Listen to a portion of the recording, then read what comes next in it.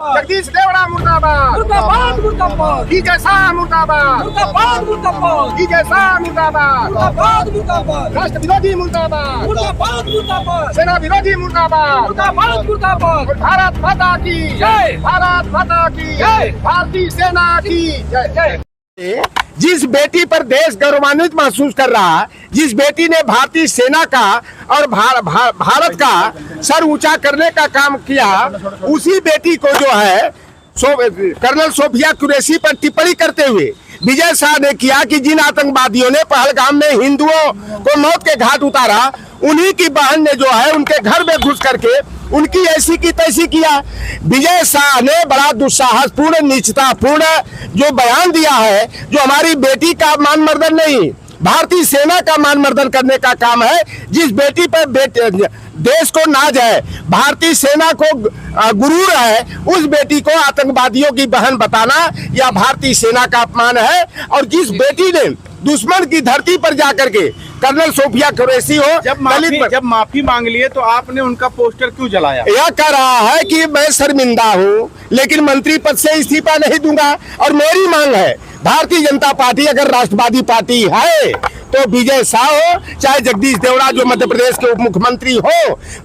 जगदीश देवड़ा ने कहा कि भारतीय सेना और सैनिक जो है कि मोदी के चरणों में नतमस्तक है, यह भारतीय सेना का अपमान है। इन दोनों को जो है चुनाव लड़ने से और वोट डालने से पूरी तरह से जो है अयोग्य करार दिया जाना चाहिए, यह हम लोगों की मांग है।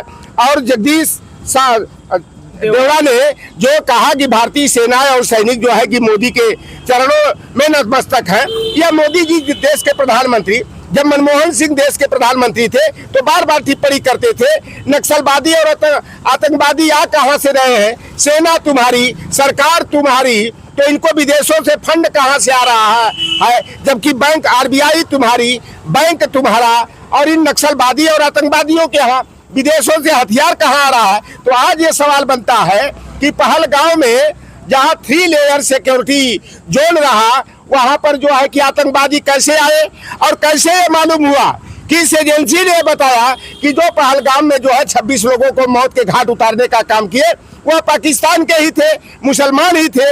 अभी तो पुलवामा की घटना जो 14 फरवरी 2019 को हुई, अभी तो यही नहीं पता लगा पाई तुम्हारी एनआईए, तुम्हारी जांच एजेंसियां, तुम्हारी राय एजेंसी कि 300 किलोग्राम आरडीएक्स कहां से आया। और हम लोगों को अभिमान है, गर्व है बेटी कर्नल सोफिया कुरैशी पर, और बेटी जो है विंग कमांडर जो दलित वर्ग की जाटव समाज की बेटी है, जिसको कि हे दृष्टि से मनुवादी और ब्राह्मणवादी देखने का काम करते हैं, नीचा दिखाने का काम करते हैं। इन तो व्योमिका सिंह और सोफिया कुरैशी ने पाकिस्तान की सीमा में घुस करके सिंदूर ऑपरेशन करने के साथ साथ जो है कि 9 आतंकवादी ठिकानों को ध्वस्त करने का काम किया। और बड़े शर्म की बात है कि जो प्रधानमंत्री 56 इंच के सीने का दावा करते थे और ये दावा करते थे कि हमारी सेना कराची तक घुस करके जो है आतंकवादियों को मारने का काम करेगी, और ये गोदी मीडिया वाले, चाहे अर्णव गोस्वामी हो, चाहे रूबिया लियाकत हो, चाहे वो जो है श्वेता सिंह हो, चाहे अंजना ओम कश्यप जैसे लोग पत्रकारिता को जो कलंकित और अपमानित करने का काम कर रहे हैं, पुतला फूक रहे हैं, आप यहाँ पुतला फूक रहे हैं, पोस्टर जला रहे हैं। मोदी जी अब विदेश में जाकर अपने लोगों को भेजेंगे, सांसदों को भेजेंगे समझाने के लिए कि ऑपरेशन सिंदूर कितना सक्सेसफुल। कौन सा बहादुरी का काम किए यार? आप बताओ कि 1971 का जो हुआ भारत पाकिस्तान का, इंदिरा गांधी आयरन लेडी की तरह जो है, निक्सन जो अमेरिका के राष्ट्रपति थे, उन्होंने मध्यस्थता करने का दुस्साहस किया। उन्होंने कहा कि अमेरिका हमारा मित्र राष्ट्र बेशक है, लेकिन अमेरिका जो है हमारा बॉस बनने का, मालिक बनने का दुस्साहस न करे। और इंदिरा गांधी आकर के बांग्लादेश की आजादी की जो लड़ाई थी, उस युद्ध में जो है बांग्लादेश की मदद करने का काम किया। और 90,000 पाकिस्तानी सेना आत्मसमर्पण की गई। और इसके बाद शिमला समझौता हुआ कि भारत पाकिस्तान के बीच अगर कोई भी मामला होता है तो तीसरा व्यक्ति या तीसरा देश हस्तक्षेप न करे। यह जो है कि मजबूत इरादे का काम इंदिरा गांधी जी ने किया।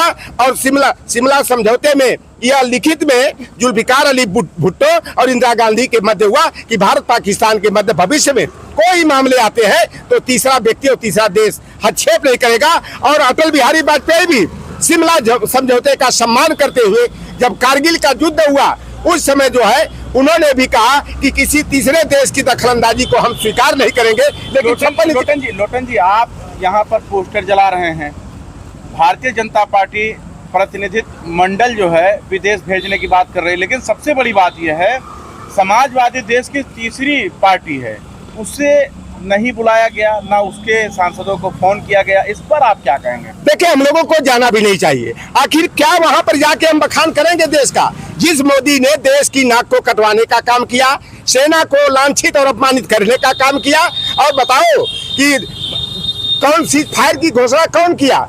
आप बताओ ना। अमेरिका का राष्ट्रपति डोनाल्ड ट्रंप कर रहा है, वह डोनाल्ड ट्रंप जो 101 भारतीय नागरिकों को अमृतसर के एयरपोर्ट पर हाथ में हथकड़ी पांव में बेड़ी बांध करके मोदी और देश को तमाचा मारते हुए अमृतसर के एयरपोर्ट पर उतारने का काम किया। दूसरे दिन 40 भारतीयों को जो है बंदियों की तरह हाथ में हथकड़ी पांव में बेड़ी बांध करके उतार कर भारत को नीचा दिखाने का काम किया। अहमदाबाद के एयरपोर्ट पर जो है 31 भारतीय नागरिकों को हाथ में हथकड़ी और पांव में बेड़ी बांध करके उतार करके भारत को जो है शर्मिंदा करने का काम किया।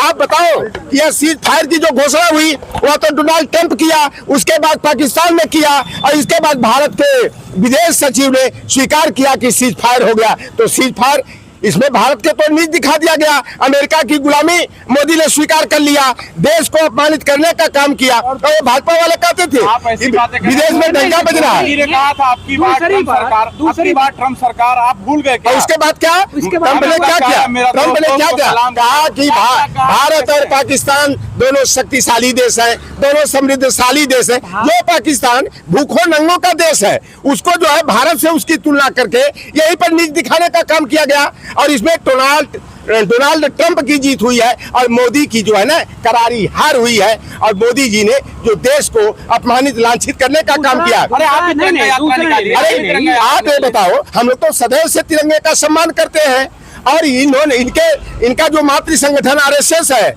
रेशियल सुपरमैसी सिस्टम, जो मनुस्मृति के विधान पर आधारित है, उसके संघ के कार्यालय नागपुर कार्यालय पर 1947 से 1999 तक तिरंगा झंडा नहीं फहरा। तो यह बताओ कि जो हमारी बेटियों ने जिसने देश का सम्मान बढ़ाने का काम किया, सेना का उत्साह बढ़ाने का काम किया, उस बेटी को जो है आतंकवादियों की बहन बता करके हमारे सेना का अपमान किया जा रहा है। और भारतीय जनता पार्टी उनको मंत्रिमंडल से बर्खास्त नहीं कर रही है, उप मुख्यमंत्री पद से पदच्युत नहीं कर रही है। जो लोग अपमान कर रहे हैं उन्हें तिरंगा यात्रा निकालने की जरूरत पड़ रही है। जो लोग ऑलरेडी तिरंगा से प्यार करते हैं, देश से प्यार करते हैं, देश का सम्मान करते हैं, वो दिखाते नहीं। और दिखाते, अगर ये लोग इतने बड़े राष्ट्रवादी हैं तो देश के सेना का कैसे अपमान कर रहे हैं? कह रहे हैं कि मोदी के चरणों में नतमस्तक है।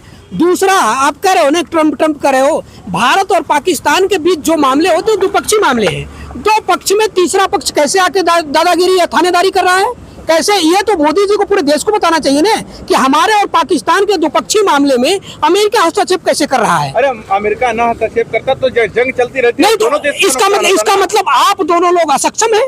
तीसरा आदमी इतना सक्षम है कि वो आपके मामले में थानेदारी कर रहा है और आप थानेदारी करने का उसको मौका दे रहे हैं। ये इसका मतलब कि आपकी विदेश नीति विफल है। जब मोदी जी के दोस्त थे ट्रंप, नहीं दोस्त मोदी जी के हो सकते, भारत के दोस्त नहीं हो सकते, भारत की सेना के दोस्त नहीं हो सकते।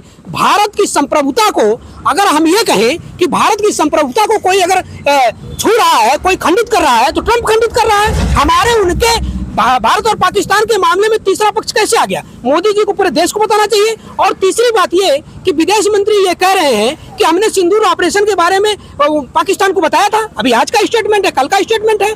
तो आपने ऑपरेशन किया क्यों जब आपको बता के ऑपरेशन करना था? इसका मतलब कि मिलजुल करके खेल रहे थे।